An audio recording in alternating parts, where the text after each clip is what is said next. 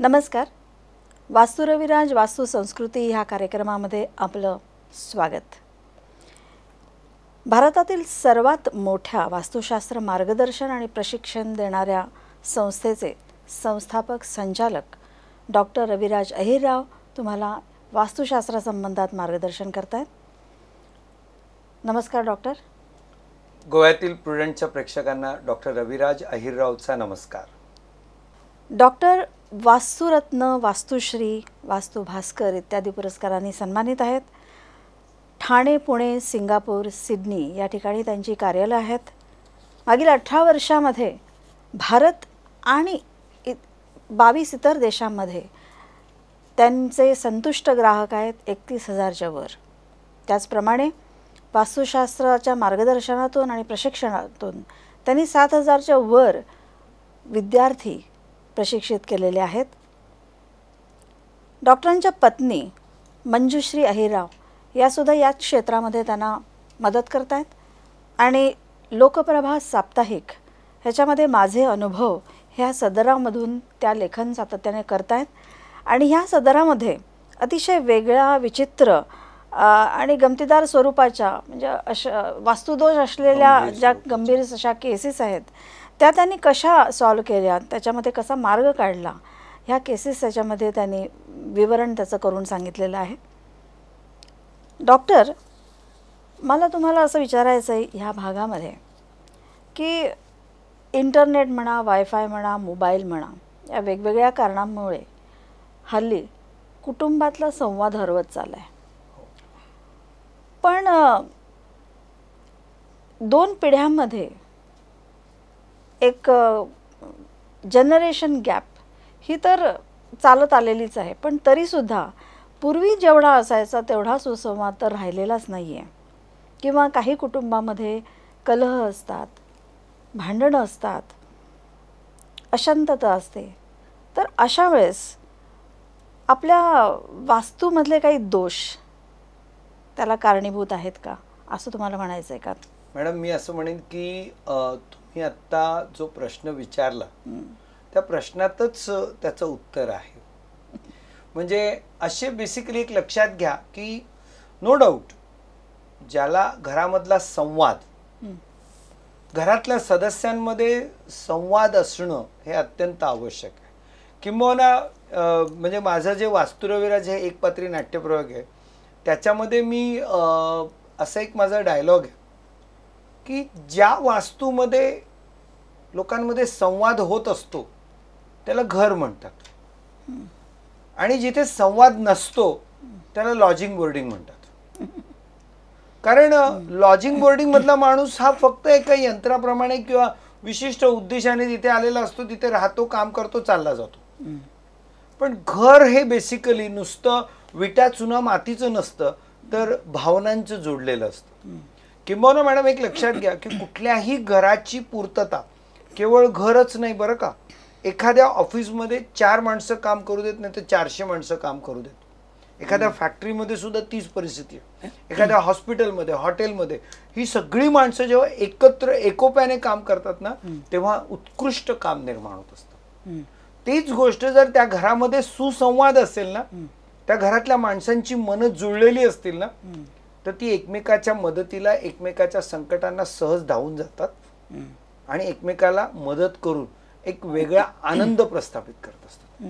Madam, वास्तुशास्त्रामध्ये दुसरी गोष्ट अशी आहे की तुमच्या प्रश्नामध्ये मगाशी जे मी म्हटलं, पूर्वी कसं होतं ना की आपल्याकडे जॉईंट फॅमिली सिस्टीम होती आणि प्राचीन काळी आमच्याकडे ना जी घरं होती ती पारंपरिक पद्धतीने माझ्या पणजोबांनी आजोबांना सांगितलं, आजोबांनी माझ्या वडिलांना सांगितलं, माझ्या वडिलांनी मला सांगितलं, मी माझ्या मुलाला सांगितलं, असं पारंपरिकरित्या वास्तुशास्त्र म्हणजे पुढे सरकत होतं, पर्कोलेट होत आलं. पण जसं आपल्याकडे आपली जॉईंट फॅमिली सिस्टीम विघटन झालं आणि हम दो हमारे दो अशी जी न्यूक्लियस सिस्टीम जेव्हा आली ना तेव्हापासून मी तुम्हाला सांगतो की हा भावनिक संबंध गेला आणि त्याच वेळी हे वास्तुशास्त्र पण अस्तंगत पावलं. म्हणजे मधल्या 80-90 वर्षामध्ये जेव्हा आपल्याकडे सेल्फ कंटेंट हाऊसिंग सिस्टीम आली 80-90 वर्षापासून, तेव्हापासून या घरातले भावनिक संबंधांना तडा गेला आणि तिथे फक्त प्रोफेशनॅलिझम. म्हणजे आज तर मी तुम्हाला सांगू ना की प्रोफेशनॅलिझम हा आजच्या जगाचा परवलीचा शब्द किंवा आजच्या जगाच्या यशाचा मूलमंत्र मानला गेला. तिथे भावनिक संबंधांना बेसिकली पूर्णपणे जागा नाही. मला सांगा, आज बेसिकली मला वाईट वाटतं खूप, मी जेव्हा एखाद्या IT मध्ये काम करणाऱ्या एखाद्या दाम्पत्याच्या घरी जातो ना, मला अक्षरशः त्यांच्याबद्दल म्हणजे तिथून बाहेर पडल्यानंतर मी जास्त व्यथित होतो. म्हणजे ती दोघं नवरा बायको करिअरसाठी एवढे प्रचंड पछाडलेले आहेत. कष्ट खूप उपसतात. कष्ट मॅडम म्हणजे माणसाचं यंत्र झालंय. यंत्र झालंय.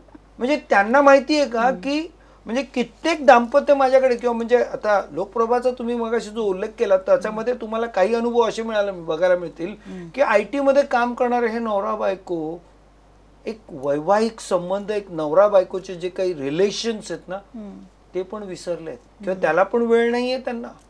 अशी गंभीर परिस्थिती. त्यामुळे तुम्हाला मी सांगू का की वास्तुशास्त्रामध्ये आमच्या ऋषीमुनींनी ना हे सगळं त्यांना फार हजारो वर्षापूर्वी घरामध्ये या समस्या निर्माण होतील याची कुठेतरी त्यांना दूरदृष्टी होती.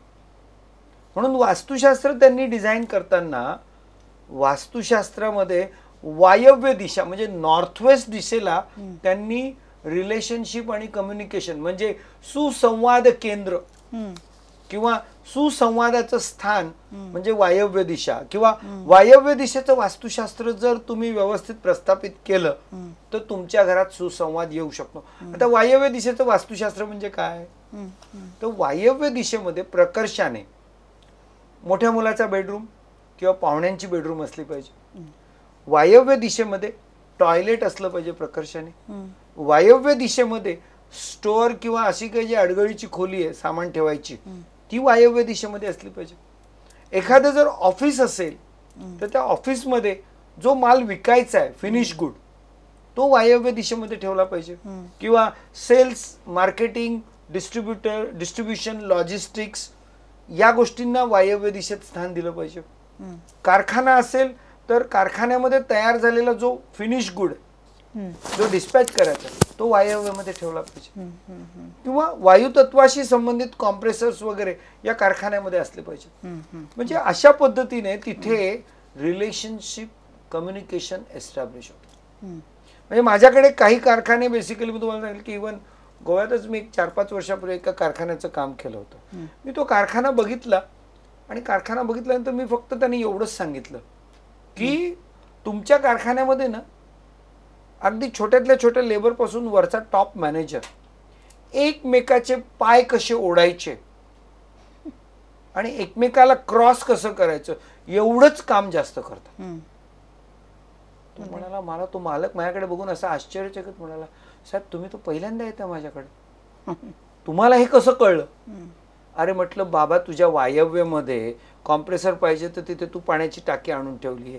तुझं वेल्डिंगचं फॅब्रिकेशनचं काम तू तिथे करतोय म्हणजे वायुतत्वात तू अग्नितत्व एनक्रोच करून ठेवलंय, पाणी खड्डा आणून ठेवलंय, त्यामुळे तुला हे प्रॉब्लेम येणार.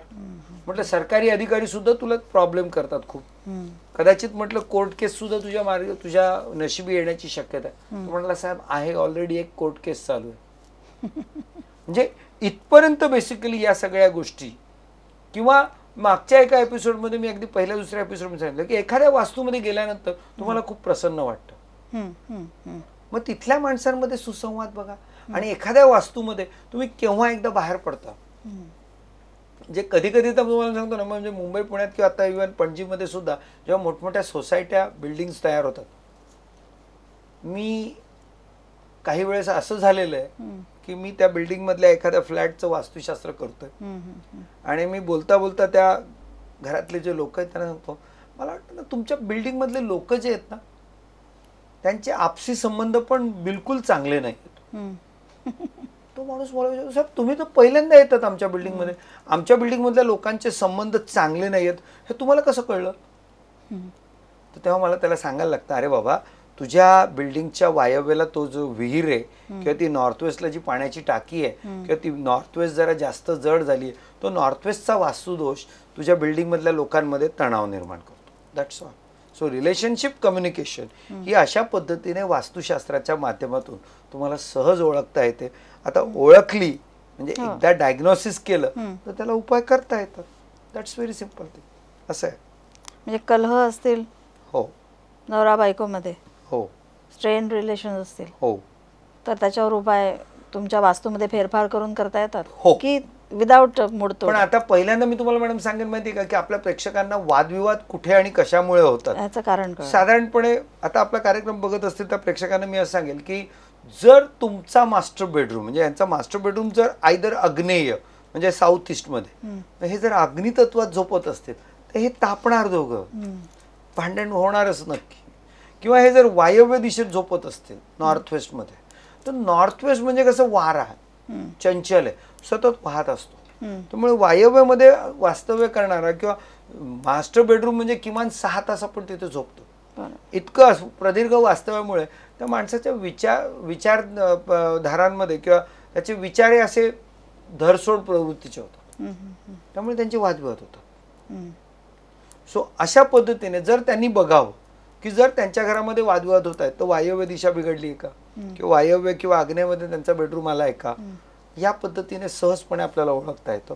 आणि एक सिंपल गोष्ट लक्षात घ्या की जर एखाद्या घराला साऊथ वेस्ट नसेलच, पहिली गोष्ट जर साऊथ वेस्ट त्यांना असेल तर त्यांनी साऊथ वेस्टच्या रूम मध्ये दोघा नवरा बायकोंनी किंवा घराचा गृहस्वामी आणि गृहस्वामीनी यांनी नक्की झोपावं. सहजपणे त्यांच्यातले वादविवाद कटकटी कमी होते. पण जर साऊथ वेस्ट मध्ये शक्य नसेल तर त्याला उपाययोजना करून घ्या. उपाययोजनांच्या माध्यमातून मी निश्चितपणे सांगू शकतो की त्या घरामध्ये 70% 80% पर्यंत आपल्याला शांतता आणता येऊ शकते. म्हणजे साऊथ वेस्ट सोडून इतर दिशामध्ये तुम्ही जर बेडरूम असेल तर तुम्हाला हे प्रॉब्लेम होऊ शकतात. एक लक्षात घ्या, पण साऊथ वेस्ट नसेल तर याचा अर्थ साऊथ ईस्ट आणि नॉर्थ वेस्ट इथे जर ह्या दोन दिशांमध्ये जर बेडरूम असेल तर निश्चितपणे वादविवाद कटकटी होणारच. ईशान्य दिशेमध्ये जर गेलं ना तर त्याचे फरक वेगळे पडतात. तिथे जरा माणसं शांत जास्त होतात, अतिशांत होतात. हा, पण तिथे आम्ही असं म्हणतो की जेव्हा एखादा माणूस रिटायर होतो आणि तो वानप्रस्थाश्रमाकडे मग त्याने आता अध्यात्माकडे जायचंय, त्याने ईशान्येमध्ये झोपणं. काम, क्रोध, मोह, मत्सर, लोभ असे षड्रिपू ह्याच्यापासून आपण दूर राहायचं असतं असं आपल्याला शिकवलं जातं. पण ह्या सगळ्या म्हणजे मत्सर आणि द्वेष ह्या गुणांवरती हे गुण वाढण्यास काही वास्तुशास्त्राचे असे काही फॅक्टर्स मॅडम एक लक्षात रिलेशनशिप आणि कम्युनिकेशन याचाच संबंध मत्सराशी होतो. मला एक सांगा, दोन व्यक्तींमधलं कम्युनिकेशन बिघडतं, कशामुळे बिघडतं? एक तर त्यांचे विचार एकमेकाला पटत नाही, हा एक भाग असू शकतो. ते असेल तर मी म्हणेन ते कॉन्क्रीट एक चांगलं रिझन आहे. पण काय ना, आज आमच्याकडे ना जेलसी हा फॅक्टर किंवा मत्सरघात हा फॅक्टर प्रचंड मोठ्या प्रमाणावर, म्हणजे तुम्हाला सांगू, पूर्वी ना एक टीव्हीवर ऍड लागायची, कोणत्या उत्पादनाची ते मी सांगणार नाही, पण त्या ऍड मधचा त्याचा डायलॉग कसा होता माहिती का, भला उसकी कमीज मेरे कमीज से साफ क्यों. म्हणजे हे सुद्धा बेसिकली त्याचे कपडे माझ्यापेक्षा चांगले, हे सुद्धा जळवणुकीचं कारण आहे. आणि ही प्रवृत्ती कुठे येते माहिती का मॅडम? अर्थात इथे सुद्धा एक नैसर्गिक नियम आहे, मनुष्य स्वभाव. मनुष्याला, ज्या माणसाला यश मिळतं ना खूप, त्याच्यावरच जळणाऱ्यांची संख्या जास्त असते. दुसरा भाग, ज्या माणसाची वास्तूच्या वायव्य भाग म्हणजे नॉर्थ वेस्ट बिघडलेली असते, त्या माणसाला जेलसीचा प्रॉब्लेम आलाच पाहिजे. म्हणजे आता एक साधं सिंपल उदाहरण मी तुम्हाला सांगतो मॅडम. जर एखादं घर, त्या घराचा दरवाजा जर नॉर्थ वेस्टचा असेल, वायव्य दिशेचा, तर मी तुम्हाला सांगू, माझं एक स्टँडर्ड स्टेटमेंट आहे, हे माझं म्हणजे शास्त्राचं. मी त्याला सांगतो, या घरात ना पैसा वाऱ्याच्या वेगाने येतो, दुप्पट वेगाने जातो. हे वाक्य ऐकल्यावर तो समोरचा म्हणतो, अरे माझ्या घरात हेच होतंय, कारण वायव्यचा दरवाजा तेच करणार, वाऱ्याची दिशा आहे, येणार वाऱ्याच्या वेगाने, जाणार दुप्पट वेगाने. दुसरी गोष्ट, या घरातल्या लोकांमध्ये सातत्याने काही ना काही क्षुल्लक गोष्टींवरून वादविवाद होतील, किंवा यांच्या आसपासचे लोक यांच्या घरात काय चाललंय किंवा कुठलीही चांगली गोष्ट झाली तर जेलसीचा प्रॉब्लेम. मॅडम, मुंबईमध्ये ना एक असा डायलॉग आहे, नेहमी तुम्हाला लोकांच्या तोंडून ऐका, क्या भाई तुम्हारी तो चल पडी है. हा डायलॉग मुंबईतला अनेक माणसं एकमेकाला सहज तुम्हारी चल पडी आहे हा जेव्हा कोणीतरी बोलून तरी दाखवतं. पण किंवा मगाशी जसं सांगितलं भला उसकी कमीज मेरे कमीज, हे कारण जेलसीचं. स्त्रियांमध्ये बेसिकली तर मी असं म्हणेन की साडी म्हणा, ज्वेलरी म्हणा किंवा कुठल्याही गोष्टी आल्या की ते मत्सरघात चालू झाला. पण मत्सरघात बेसिकली एक लक्षात घ्या की ज्यांच्या घराची नॉर्थ वेस्ट बिघडली आहे त्यांना मत्सरघाताचा त्रास होणार म्हणजे होणार, टेक इट फॉर ग्रँटेड. मग त्याला बेसिकली एक लक्षात घ्या, तुमची नॉर्थ वेस्ट बिघडली आहे, उपाययोजना करून घ्या, आपोआप जेलसीचे प्रॉब्लेम दूर होतील. आता जेलसीचा दुष्परिणाम काय होतो माहिती? जेलसीचा दुष्परिणाम, मला जेलसीचा त्रास खूप होतो बरं का. याचं कारण एक आणि विशेष म्हणजे मी आतापर्यंत जेवढ्या माझ्या वास्तू घेतल्या किंवा कुठेही मी एक म्हणजे अगदी गोव्यात सुद्धा मी जेव्हा माझे क्लासेस जे ऑडिओ व्हिज्युअलचे चालत होते, ज्या ठिकाणी माझे वास्तू चालत होते त्या वर्गाला सुद्धा वायव्य दिशेत कट होता. म्हणजे अशा प्रकारचे वायव्य दिशा किंवा असे कट येणं हा सुद्धा एक प्रारब्धाचा भाग आहे बरं का. वास्तुशास्त्रात जास्तीत सगळं प्रचंड यश मला मिळालंय. मग मला यश मिळालं तर जळणाऱ्यांची संख्या वाढणार. पण मग याला बेसिकली एक लक्षात आहे का, जेलसीमुळे होतं काय माहिती का, एका विशिष्ट मर्यादेपर्यंत तुम्ही ते झेलू शकता. पण त्याच्या पलीकडे जर तुम्ही गेलात ना तर तुम्ही निष्क्रिय होतात. म्हणजे तुमच्या समोर प्रचंड काम आहे पण तुम्हाला काम करायची इच्छा, जाऊ दे नंतर करू, आत्ता नको, जाऊ दे. हे जेव्हा होतं ना, अशी प्रवृत्ती सातत्याने जेव्हा ज्या माणसाबरोबर घडायला लागते ना तेव्हा त्या माणसाने चेक करावं की खरंच मला कुठेतरी जेलसीचा त्रास आहे का मला माझ्या शारीरिक फिजिकल मला काही आरोग्याचा त्रास आहे का. पण अनेक वेळा मी असं म्हणेन की मेजॉरिटीली तो जेलसीचा त्रास असतो. मग जेलसीला काय केलं पाहिजे? मी तुम्हाला एक सांगू, मी कसं वागावं हे माझ्या हातात आहे, पण समोरच्या माणसाने कसं वागावं हे आपल्या हातात नाही. आपल्याला यश मिळतंय त्यामुळे समोरचा आपल्यावर जेलस होणार. पण मग त्यासाठी ना त्याला एक मी असं म्हणेन की माझं तिथे परवली जावं, आपली भीतर की शक्ती को बढ़ाव. म्हणजे तुम्ही स्वतःला काही पुण्यकर्म किंवा काही आध्यात्मिक सेवा यांच्या माध्यमातून स्वतःची बॅटरी अशी चार्ज करा की बाहेरून तुमच्यावर किती जेलसी आली त्याचा त्रास होणार नाही. एक तिथे तुम्हाला सांगतो की काही मंत्र, स्तोत्र किंवा मेडिटेशन हा व्यक्तीसाठी झाला, पण वास्तूमध्ये सुद्धा जेव्हा वायव्य दिशा बिघडते, वायव्य दिशा बिघडली की मी माझ्या पुस्तकात असं म्हटलंय की मानवी स्वभावाच्या अहंकाराच्या अग्नीमध्ये वास्तुदोषाचं तेल पडलं की भडका उडतो. अच्छा. म्हणजे अहंकाराच्या अग्नीला वास्तुदोषाचं तेल मिळालं की आपोआप मग आपण काय करतो, वास्तूचे दोष दूर केले म्हणजे त्या अग्नीमध्ये पडणारं तेल थांबेल. ते तेल थांबलं म्हणजे भडका उडणं कमी होईल. सो या पद्धतीने जेलसीचा त्रास हा आपण कमी करतो. सध्याच्या काळामध्ये आपल्या मुलांना टॅकल करताना खूप प्रॉब्लेम होतो, आपल्या पेरेंट्सना किंवा पालकांना.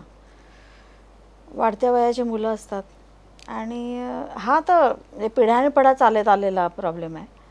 पण जनरेशन गॅप ज्याला आपण म्हणतो, पण आताच्या काळात ते जास्तच झालेलं आहे.